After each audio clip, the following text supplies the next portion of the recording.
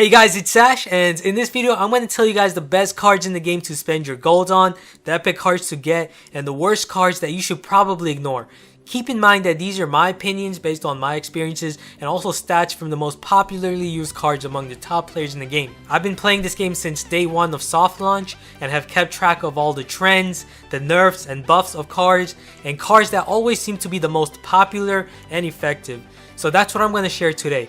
Help you focus on the cards that will help you in the long term, in the higher arenas as you progress. So first, I'm going to start with the 10 best common or rare cards that you should focus on getting, upgrading, and requesting for in your clan.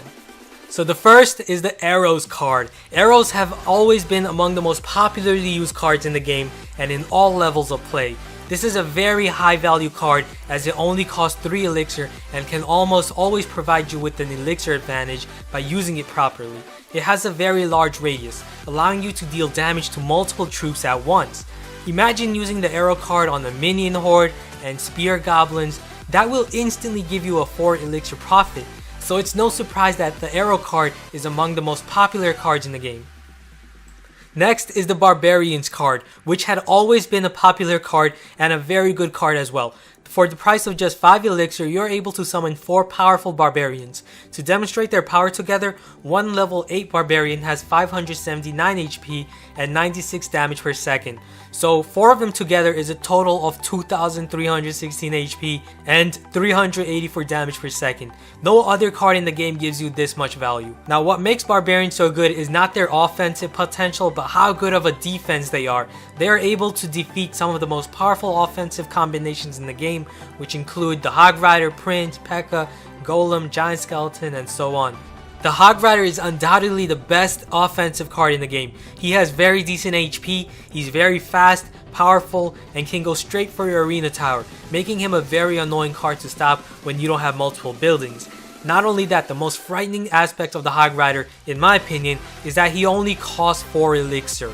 So he can have a very detrimental effect in the game when you've taken a small elixir lead.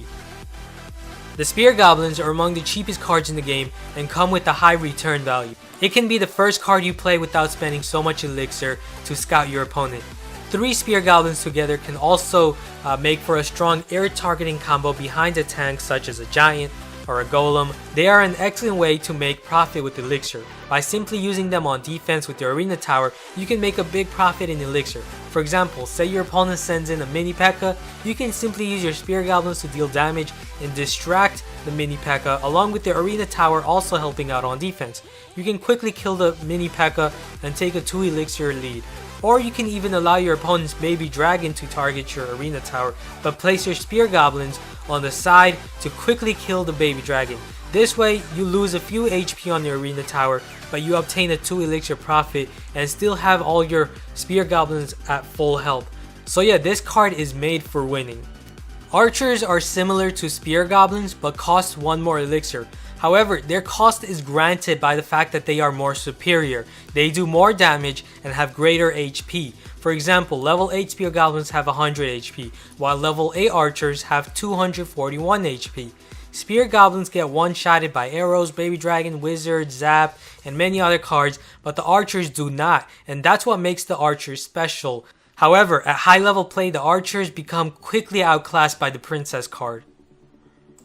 Goblins are among one of the best cards in the game because of how cheap they are, only 2 elixir, while they do insane damage together. For example, 3 level 8 goblins together do 261 damage per second, which makes them an excellent defense. With just 2 elixir cost, you can quickly obtain a big elixir profit. You will very commonly see goblins and spear goblins used among the best players in the game. The Wizard is among one of the best cards in the game because of what he can do. He has a very decent DPS, and what makes him special is the fact that he does splash damage. He's an excellent card for beating HUD spammers and some of the most commonly used cards in the game, such as Barbarians and the Minion Horde. The only other splash attacking cards that can target air troops are the Baby Dragon and Witch. However, both the Baby Dragon and the Witch card are much weaker than the Wizard, so they struggle to beat a card such as the Minion Horde on time. And so that's what makes the Wizard such a good and important card. It basically outclasses the Musketeer because of its ability to do splash damage. The Fireball is another excellent card for winners. People often misuse this card and use it for targeting arena towers. What makes the Fireball one of the best cards in the game is its high potential of getting a great elixir profit. The card is meant to be used as a defensive stopper.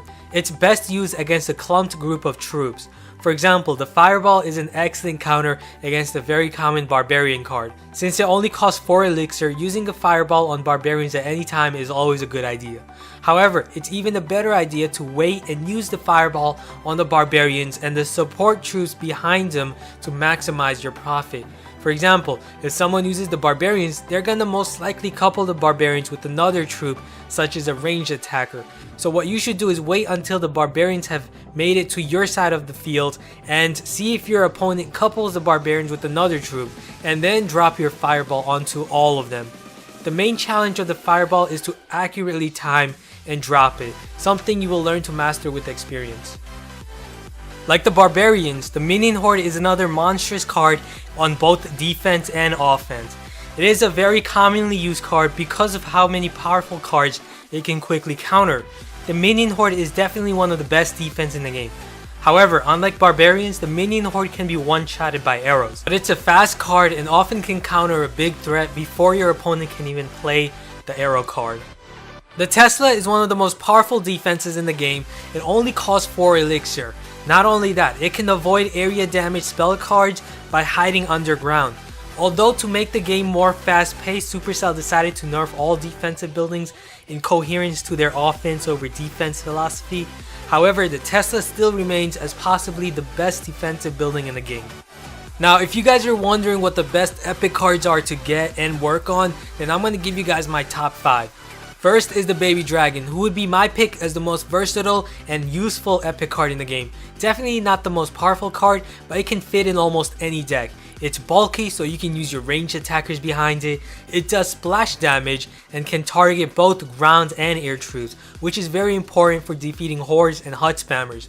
The other 2 troops that can do splash damage and target air are the Wizard and Witch, but what makes the Baby Dragon a more appealing option is that it only costs 4 elixir, while the Witch and the Wizard cost 5, and the Baby Dragon is much bulkier and not weak to Fireball. Along with the Hog Rider, the Prince is one of the best offensive cards in the game because of his power and speed and his ability to deal double the damage when charging. Not only that, he is very versatile because of his very decent HP, which means that you can use him on defense as well and couple him with ranged attackers. Like his brother, the Dark Prince is one of the best offensive cards in the game as well. The Prince is weak to hordes of low HP troops, but the Dark Prince isn't. He can deal splash damage and kill all of them at once. However, he isn't as powerful as the Prince, but his ability to deal splash damage is very important. His bulkiness also makes him a very versatile card for defense. Not to mention, he only costs 4 elixir, which is 1 less than his brother. The Golem is definitely one of the best cards in the game. Unfortunately, the Golem is also one of the most expensive cards, costing 8 elixir to use. But that's warranted because of his very high HP, death damage, and ability to generate Golemites after his death. All of this just makes him one of the best epic cards. The Poison Spell is a dangerous defensive card that not only slowly kills its foes, but also slows their speed. Best of all, it only costs 4 elixir, which is very worth it when used against low HP troops and slowing down the bulkier troops and win those elixir trade-offs. Remember, your arena tower also helps out on defense, and with the combination of poison and your arena tower, you can win big elixir trade-offs on defense, making the Poison Spell a very dangerous card. So those are my top 5 epic cards. Now lastly, I want to tell you guys the 5 worst cards in the game that you should probably ignore. The first is the Royal Giant. The Royal Giant is one of the worst cards in the game. He costs 6 elixir and is super slow and super weak. It's great that he's a ranged attacker, but that goes against his very decent HP. You can't use your other ranged attackers behind him because the Royal Giant is gonna want to stay behind all your troops. Not only that, he targets buildings, which is great, but the problem is his DPS is just too low. Next is the Rage spell, which is an awesome spell in Clash of Clans. However, in Clash Royale, the problem with the Rage spell is it doesn't power up your troops. It only gives them speed. So they should probably rename this card to Haste Spell because that's what it is. This card just isn't a good spell, even with the slow troops such as P.E.K.K.A, Giant Skeleton, and Balloon. And that's because all those troops are still very easy to distract, and the rage spell only gives a 35% speed boost, which in my opinion is not enough. The Three Musketeers is one of the most powerful cards in the game, but at the same time it's one of the worst cards in the game, and the reason for that is it costs 10 elixir to use. So basically you're gonna have to spend your whole elixir bar on summoning 3 Musketeers, and all you have to do to counter them is simply throw 1 fireball, which costs 4 elixir. It's just not worth 10 elixir to summon 3 Musketeers. The Skeleton Army is a good defense, but it's just a horrible offense and is one-shotted by arrows and the zap spell. It's outclassed by the Tombstone and Barbarians. It gets one-shotted by every splash attacker, and with the assistance of your Arena Tower on defense, it's just super easy to quickly stop a Skeleton Army. So yeah, really not a card I'd invest my gold on. The Valkyrie is not a terrible card, but at high level play she becomes quickly outclassed by the Dark Prince. Like the Valkyrie, the Dark Prince is a ground splash attacker, but is overall much better. Not only that, the Valkyrie really isn't that great as a bulky splash attacker because of her inability to target air troops. So she also becomes outclassed by the Baby Dragon, and so because of the Baby Dragon and Dark Prince, it's just not worth upgrading your Valkyrie for the long term. So that's my list, most of which is my opinion, so if you guys don't agree with me on something, then feel free to comment below on your opinion. Hopefully this helped out a lot, so be sure to give this video a thumbs up and also subscribe for more great Clash Royale content. Thanks for watching and I'll see you guys again soon. Later.